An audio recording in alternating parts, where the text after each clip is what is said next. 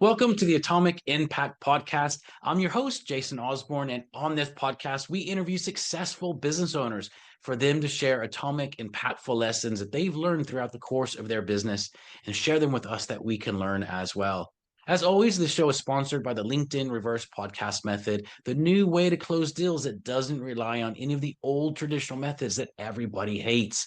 We use this method to book 26 qualified leads and sales calls in 10 days without any ad spend, outreach, or endless social media posting. To find out more, direct message me on LinkedIn to have a chat. That's Jason A. Osborn. The link to that will be in the show notes below. But on today's episode of our podcast, we have Laura Farkas. She's the owner of LMNts Marketing Limited, where she's providing revenue architecture for B2B SaaS and tech firms. And what she does is she installs the Paternoster system to decommission the restart tax, which is just your wasted time, your wasted ad spend that you're putting into things, and you're replacing it with a forensic recirculation engine that scales without the founder having to increase their manual hustle, which sounds amazing. So, Laura, thank you so much for being on the show today. I want to start off by asking you a question that I always love to start off with, which is this. If you were somehow able to go back in time, okay, knowing what you know now, when you started your business, what would you do differently now that you know what you know within the first 12 months of starting up your business? It's an easy question to answer for me, Jason. So what I would do is I would definitely go against the grain much faster. So I would stop trying to fit in because I was lying to myself for about 5 years saying, oh, this is how a marketing agency works. This is what I should be doing. This is how I should be growing. But I was actually not even providing marketing services. I was always giving more. But because I was putting myself into that category, I was limiting my growth and I was delaying it. So Mm, I would definitely say, I don't care what everyone says or thinks. This is what I believe in. And mm. it's obviously working on yourself as well to have that self-belief, which is really important. Yeah, definitely. So you just be a lot more focused in on what you're doing starting off. And yeah, which I think is a challenge for a lot of people when they get started in business. It's like you kind of thinking all over the place. And then as you fine tune, it gets a bit easier with stuff. Yeah, for sure. Well, as you've grown and you've scaled your business to where it is now, what do you think has been the hardest part of scaling what you're doing, but without coming across as salesy or spammy in your approach? I'd say I always stayed away from sales, which was like counterproductive. So I never really believed in just cold outreach. So we grew the company completely organically. So it was just a funny moment when I said, oh, I know about Laura. She can help you. And I was like, how do you know me? I don't know you. So I've never been like that. However, a couple of years ago when I was well, I go on these rampages of book consumption when I literally read about 10 books in 2 days because I need that type of information. And when I was listening to the audiobook by Russell Brunson, he mentioned the top 100 list. And I said, oh my God, that's what I need to do. So I completely changed my approach saying, no, I don't need millions of followers. I don't need millions of people contacting me. I don't have time for that anyway. I just need the Mm, right people. So I created something with my AI assistant called the Empire List. And that's basically building the empire of people we can literally have, and they actually already understand the concept and they say, yeah, wow, yeah, that's exactly what I'm looking for. yeah, So we did create that, and just like you on LinkedIn, we do create a personalized personal outreach system. And that's what we install for all our clients as well. Instead of all these AI bots, I'm so fed up with them. Seriously, it's really my pet hate when you're getting these messages and they are so irrelevant, and that's the reason I got in touch with you. I said, oh, you're thinking like me. Yeah. Yeah. Yeah. No, I love that. I love that. So when you're doing this, I love what you said and I like the term you use as well. Instead of your top 100, you've got your empire list, which I think is really powerful. So those people that understand what you're doing, they know they need it, and then reaching out to us, because you're right, not every business is necessarily set up this way, but for what you're doing, you just need a handful of those empire type of companies, which is absolutely brilliant. So that's a great way to do that. What changed in your business when you did that, when you made that shift?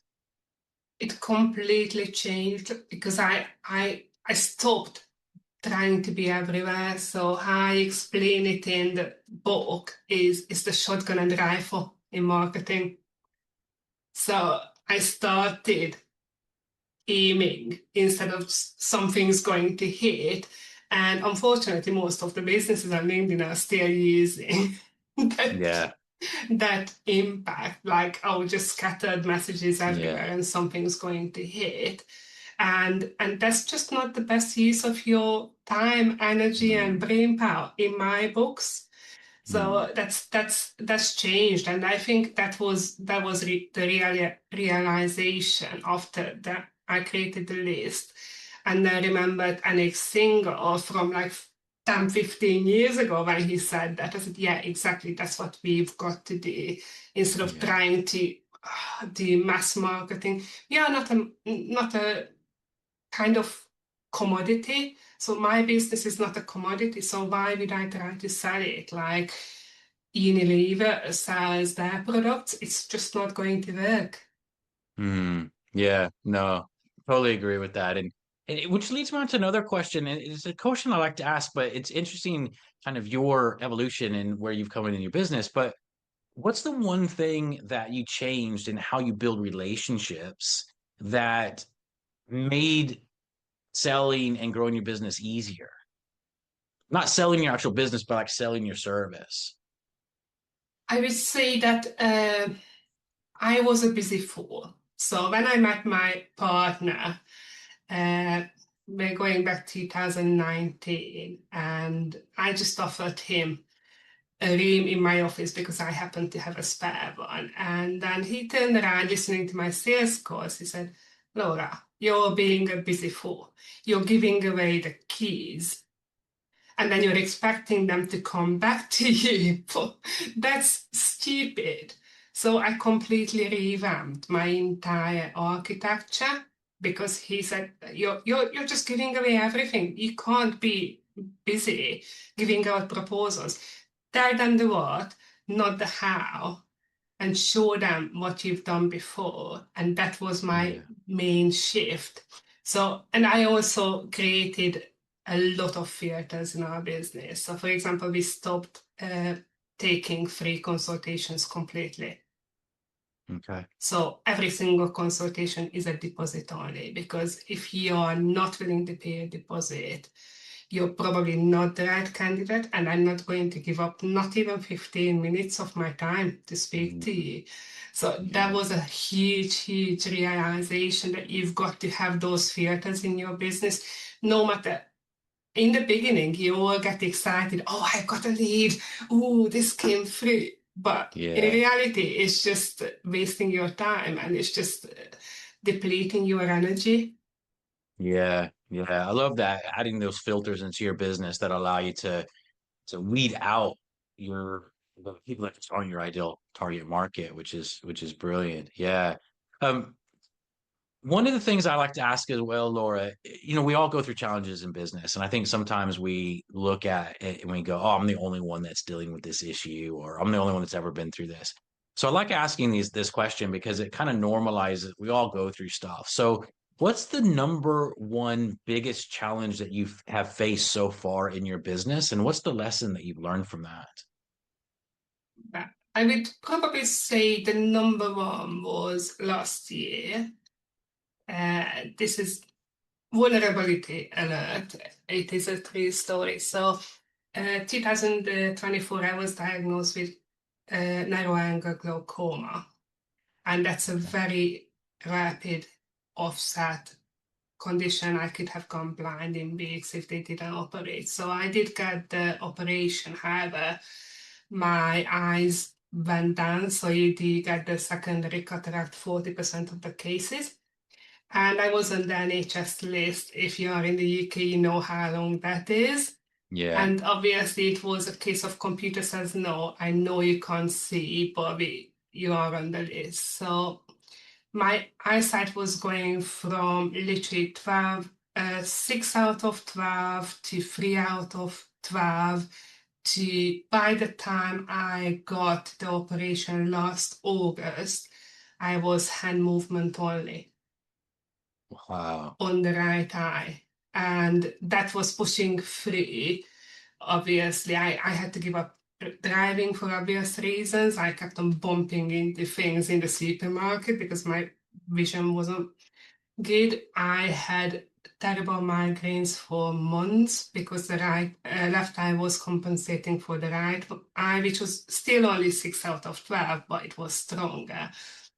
And I actually ran my business blind, literally like legally Whoa. blind until August. Managed to get a private appointment freebie. So thank them very much that they managed to get it done. And all that brain power just came back to me because 90% of my brain must have been like, just imagine working on a website or looking at a website with those eyes. I could never have done the activity or the hustle, so I had to build a system. And that's after I regained my vision, in 3 months I wrote and published my book because I had all that brain power. So I've come Wow. out, but to actually still run the business when you're going legally blind and there's nothing you can do about it because the NHS said you still have 6 months to wait. And I still managed to do it. But some people would have like lie down and cried, but I was just like, no, I'm not giving it up. We've got all the awards, we've got all the reputation. I'm not going to let the business go just because I am actually going blind, because I knew that I could still do things with implementing the structures, the protocols. Obviously, I designed my own AI assistant, which was a massive, massive help as well. So I survived that. I think if any business owner can survive that, then you can survive anything, really. That's wow. That's an amazing story. Well, I'm glad you're better now, for sure. Yeah, Yeah, that's amazing. thank you. Well, now that you're back with everything, what's your goals over the next 2 to 3 years? What would you like to achieve?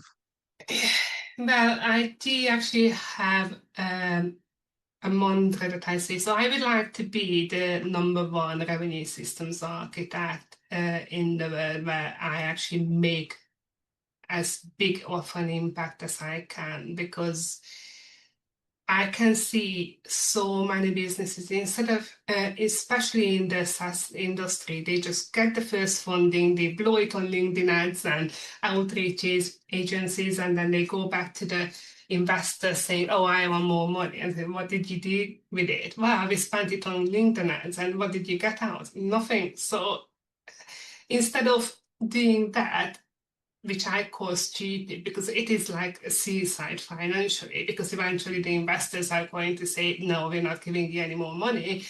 Instead of that, building it from the ground up, so it is building the momentum.